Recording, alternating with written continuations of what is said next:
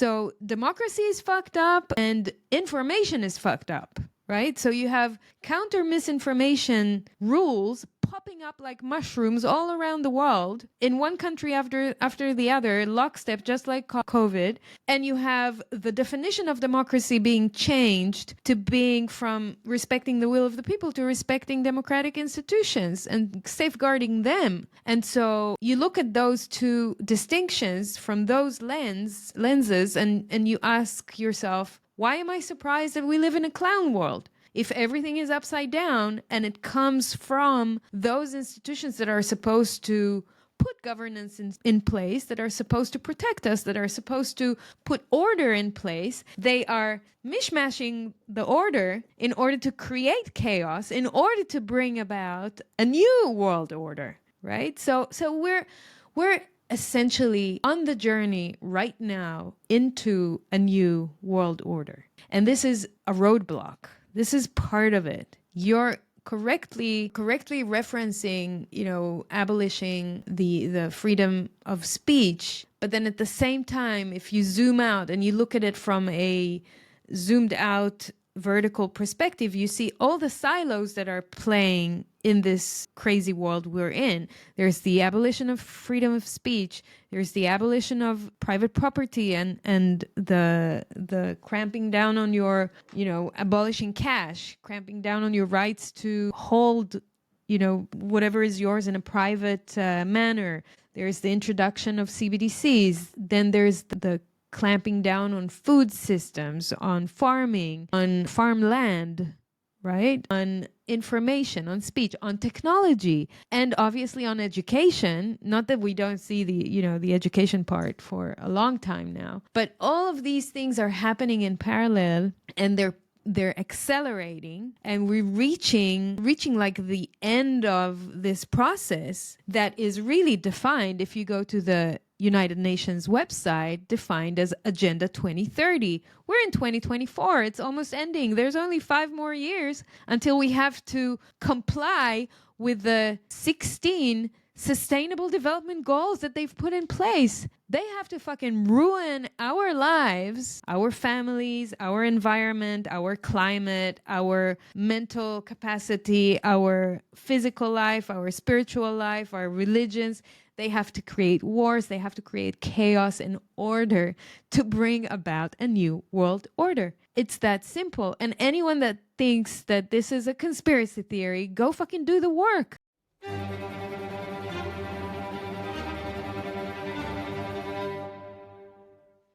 Go do your research. Go to the UN website. Read the fucking document. It's there for you to see. So until then, until 2030, and I really hope that it's going to end in the next couple of years because of the will of the people and the unpredictedness. I don't know how to say it. The fact that human beings are not predictable, and we can create change if we want to. So I really hope it ends before 2030, but if it doesn't, then we are going to still experience a series of shocks and emergencies and crises of various sorts all around the world, with crazy, stupid public support or lack of public support or government support for those crises. And the management of those crises is going to be crazy. It's going to be bad. It's going to be mismanaged. You're seeing the hurricanes now.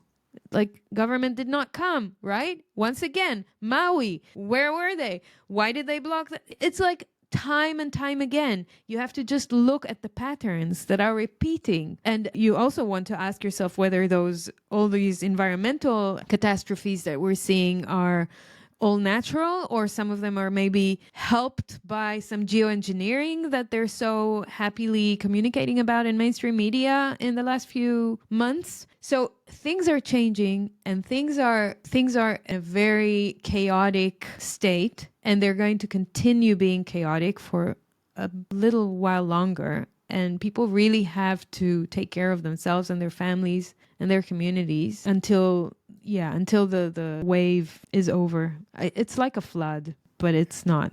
It's insane how many different things. Like yesterday's conspiracy theory is tomorrow's just established fact. And no, we never called you a conspiracy theorist. You look at, I mean, COVID is ripe with so many different examples of that. You know, you could be deplatformed for saying like, hey, I don't think the vaccines are safe or effective in any way, and they don't stop transmission, and people still get sick, and they don't really seem to work. And you need to keep. They're going to ask you to get boosters forever, and it's like, nope, that's a conspiracy theory. They're safe and effective. People who get the vaccine don't transmit the virus. They won't get sick. Quoting Rochelle Walensky, CDC director, directly there, verbatim.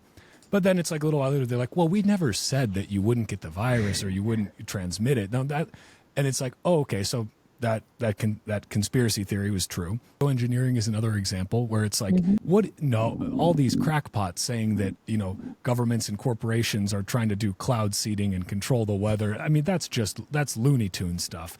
And then a little while later, they're like, yeah, we're very proud with our cloud seeding technology. It's really come a long way.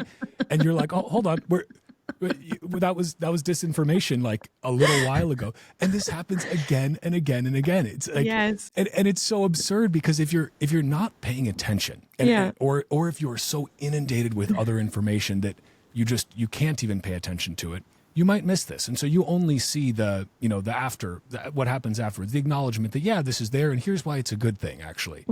But if you've been paying attention, you know that all these things that are happening now, that they're just acting as though, yes, that this very matter of fact, we do this, yes, of course. It's like they were calling people conspiracy theorists for even suggesting those sorts of things a very short time ago. But again, if you're not paying attention, if you haven't been aware, you don't see that progression.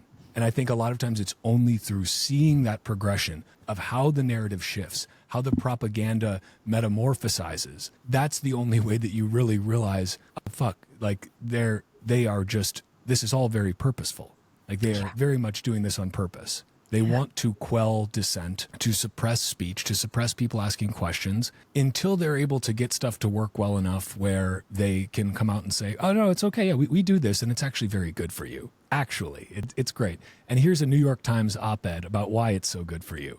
Thank you, New York Times, our dutiful lemmings of totalitarianism. It's just insane. It's insane. And that's why this whole the whole misinformation, disinformation, hate speech, that's why it is such an effective for the state, such an effective guise for suppressing speech, because they can say, well, that's disinformation, that's hate speech. It's arbitrary, right? And basically it's, if something's inconvenient, it gets one of these labels, as bad information somehow, very bad, very dangerous. But it doesn't matter if later they say, oh yeah, this is the truth. Oh yeah, maybe this virus didn't just spring out of a wet market from a bat that flew 2,000 kilometers away from southern China. Maybe there was maybe there's a chance it came out of a lab there that was funded by the NIH. It's like, but the damage is already done because you've already suppressed the people who were voicing dissent earlier. And you've already set the precedent that when information is inconvenient for the state, for the powers that be, you can just